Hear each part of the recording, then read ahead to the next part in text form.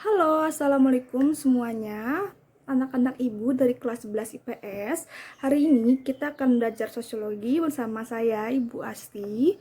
Dan hari ini kita akan mereview materi-materi yang sudah kita pelajari sebelumnya tentang kelompok sosial. Yang pertama, kita akan mempelajari pengertian kelompok sosial, faktor pendorong kelompok sosial, cara terbentuknya kelompok sosial, dan juga karakteristik kelompok sosial. Untuk mempermudah kalian mempelajari atau mereview materi-materi tersebut, kalian dipersilahkan untuk melihat PowerPoint berikut ini. Dan silakan kalian simak PowerPoint-nya semuanya dan selamat belajar. Oke, kita mulai dari bab 1 yaitu pengelompokan sosial di masyarakat. Bab ini sudah kita pelajari pada pertemuan berikutnya, namun saat ini Ibu ingin mereview tentang materi-materi yang sudah kita pelajari sebelumnya tersebut. Nah, ini ada kompetensi intinya, kalian bisa baca sendiri nanti. Kalian diharapkan dapat menghayati dan mengamalkan ajaran agama yang kalian anut. Yang kedua, kalian diharapkan dapat menghayati dan mengamalkan perilaku jujur, disiplin, tanggung jawab, peduli, dan lain-lain. Yang ketiga, kalian diharapkan dapat memahami, menerapkan, menganalisis pengetahuan faktual, konseptual, prosedural, dan rasa keingintahuan kalian tentang ilmu sosiologi. Dan yang keempat, kalian diharapkan dapat mengolah, menalar, dan menyaji dalam ranah konkret ilmu pengetahuan sosiologi. Kompetensi dasarnya diharapkan kalian dapat mengerti dan memahami tentang konsep-konsep sosiologi dalam mengkaji kelompok sosial. Dan keterampilannya kalian diharapkan dapat terampil dalam melakukan kajian, pengamatan, dan diskusi tentang kelompok sosial dengan menggunakan konsep sosiologi. Oke, di sini ada tujuan pembelajarannya. Yang pertama, kalian dapat mendeskripsikan hakikat kelompok sosial. Yang kedua, kalian dapat mengidentifikasi faktor pembentuk kelompok sosial. Dan yang ketiga, kalian dapat mengidentifikasi karakter kelompok sosial. Di sini ada beberapa gambar dari kelompok sosial. Yang pertama, ada kelompok sosial yang sudah kalian temui sejak kalian masih kecil atau dari kalian lahir, yaitu keluarga. Dan yang kedua, ada kelompok sosial yaitu OSIS. Dan yang ketiga, ada kelompok sosial yaitu kepolisian. Dan yang keempat itu ada kelompok tidak teratur yaitu kerumunan. Nah, di sini ada pengertian kelompok sosial. Yang pertama, menurut Suryono Sukanto, kelompok sosial merupakan himpunan kesatuan manusia yang hidup bersama karena adanya hubungan di antara mereka. Yang kedua, menurut Robert Merton, kelompok sosial adalah sekelompok orang yang saling berinteraksi sesuai dengan pola-pola yang telah mapan. Yang ketiga, menurut Paul B. Horton dan Chester L. Hunt, kelompok sosial adalah kumpulan manusia yang memiliki kesadaran akan keanggotaannya dan saling berinteraksi. Dan yang keempat, menurut George Homans, kelompok sosial adalah kumpulan individu yang melakukan kegiatan, interaksi, dan memiliki perasaan untuk membentuk suatu keseluruhan yang terorganisasi dan berhubungan timbal balik.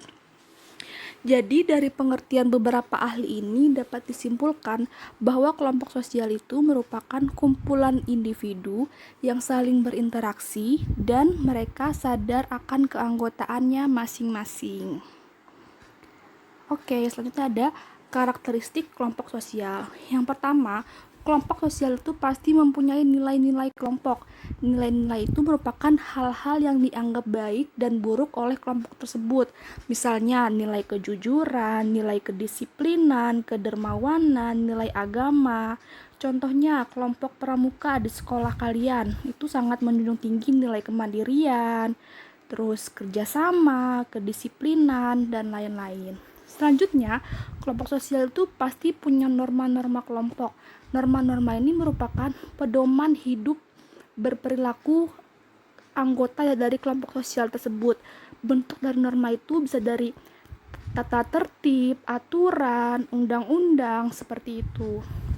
Selanjutnya, kelompok sosial itu pasti punya peran dan posisi. Peran dan posisi ini berkaitan dengan kedudukan suatu anggota kelompok di dalam kelompok tersebut. Misalnya ada yang berperan sebagai anggota, ketua, sekretaris, dan lain-lainnya.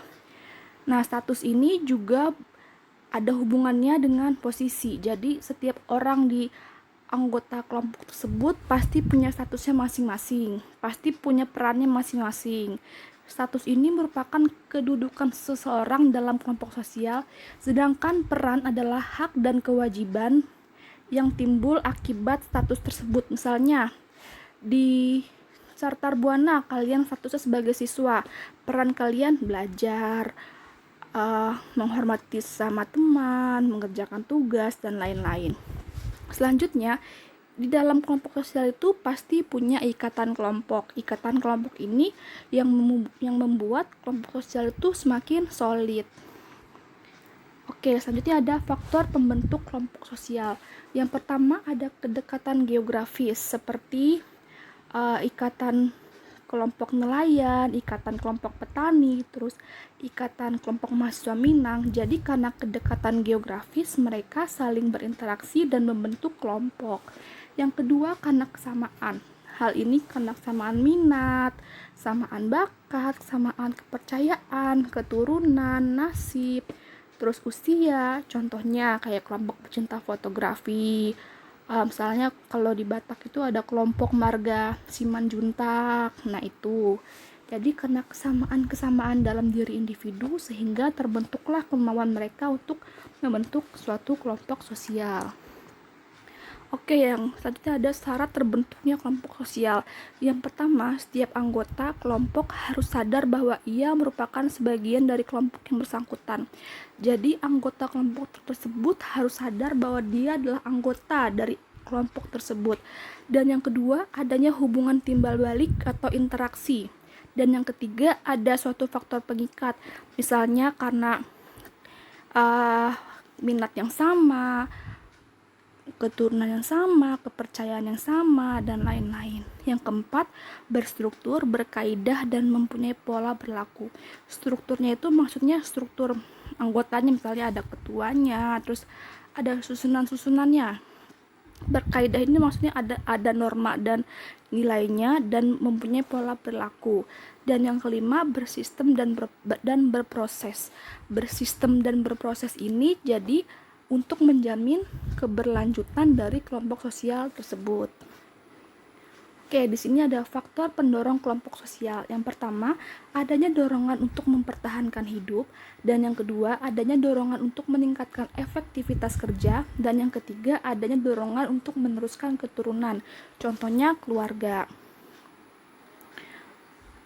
Oke, sampai sini dulu pembahasan kita pada hari ini. Nanti akan dilanjut tipe kelompok sosial. Oke, semoga bermanfaat.